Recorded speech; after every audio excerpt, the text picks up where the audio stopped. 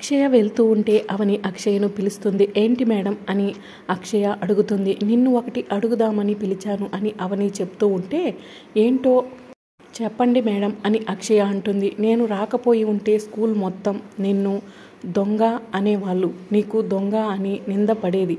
నేను వచ్చి నిన్ను సేవ చేశాను అవునా అని అవని అడుగుతూ ఉంటే, అవును మేడం అని అక్షయ చెప్తుంది. మరి నీకు ఏ కష్టం వచ్చినా కూడా గుడిలో ఉండే మీ అమ్మ నిన్ను ఆదుకుంటుందని నమ్ముతావు కదా, మరి బాల భక్తురాలని కాపాడడానికి మీ అమ్మ రాలేదేంటి అని అవని అడుగుతూ ఉంటుంది. మా అమ్మ వచ్చి కాపాడింది అని అక్షయ చెప్తుంది. అవని అటు ఇటు చూసి మీ అమ్మ ఎక్కడా అని అడుగుతూ ఉంటుంది.